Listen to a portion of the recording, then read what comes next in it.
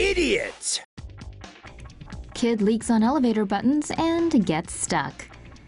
When some people, a kid from Chongqing in China in this case, use an elevator, they just have to be different. This little guy jumped on the elevator on February 23rd and then decided he would release some soy sauce from his little dragon.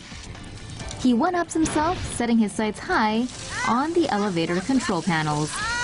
After he was ready to get out, karma kicked in and the door malfunctioned, scaring the piss out of the kid. Well, maybe not piss.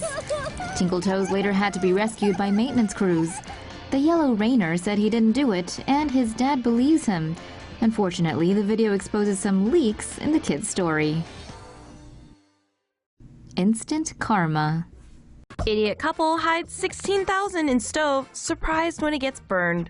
Earlier this week in Hunan, China, a businessman and factory owner surnamed Wang got ready to pay his factory workers by withdrawing $16,000 in cash. But Wang and his wife were nervous about keeping that much cold, hard cash in their home, so after a lengthy debate about where to hide it, the couple decided that the seldomly used kitchen stove would be a good place to stash the money. Surely no thief would think to look in there. Unfortunately, Mrs. Wang suffers from short-term memory loss, and a while later she decided to fire up the stove and make some soup. While she was cooking, her husband came home from work and asked nervously if she'd remember to take out the cash. When a horrified expression appeared on his wife's face, Mr. Wang threw open the stove door and rescued the charred remains of the cash. Mr. Wang has tried taking the cash back to the bank, but bank officials said that because the serial numbers were burned off, they would not be able to reissue the money. Looks like their lives just went up in smoke.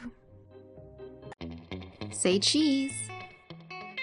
A woman in southern China was reportedly so afraid her purse might be stolen, so she joined her handbag into an x-ray machine. The bizarre incident occurred on Sunday at Dongguan East Railway Station. After she put her luggage into the x-ray scanner, she became hesitant and refused to let her handbag go. The overly paranoid woman then decided to climb into the machine with her handbag. And this is what the x-ray scans looked like. In response to the incident, the train station officials sent out a warning saying no matter how clever you think you are, do not climb into the x-ray machines as they are highly radioactive.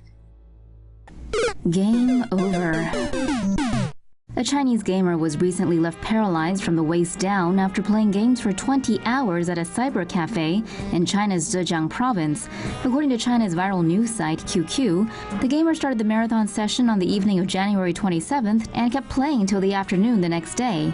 He only realized he could not move his legs when he tried to get up from his chair to go to the toilet. Despite the condition he was in, the gamer begged his buddy to complete the unfinished game while being wheeled away.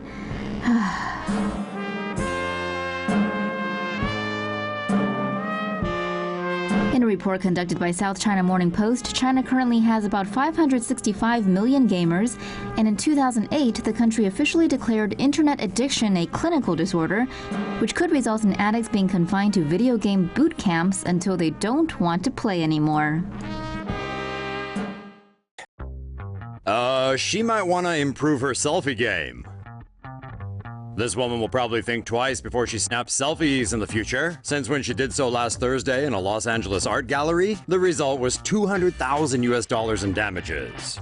The woman was viewing an installation called Hypercane, which was a collaboration between Hong Kong artist Simon Birch and other artists including Gabriel Chan, Jacob Blitzer, and Gloria Yu. Prior to the incident, CCTV footage showed visitors carefully admiring and walking around a room decorated with dozens of rectangular pedestals holding sculpted crowns and other headpieces. Then came the clumsy visitor and her friend. Her friend used an actual camera to photograph the wondrous works. Meanwhile, the clumsy one decided to squat down and snap her selfie, which led to her falling backward into one of the displays, turning the entire exhibition into a game of dominoes. Yikes! After wrecking much of the exhibition, the bumbling visitor actually remained calm and even put one headpiece back onto its pedestal. According to the exhibition's marketing team, 3 of the sculptures were permanently damaged and others to varying degrees. Factoring in the artist's work time, potential art sales lost, and the repair costs, the estimated damage came out to a total bill of $200,000. Some had speculated the incident was a stunt, but the exhibition confirmed to Fox News that the accident was real and explained it would be irrational for the artists to damage their own work in the hopes of gaining more fame. The art show is already back on display with one change. Visitors can no longer walk between the rows of art pieces, though photography is still encouraged.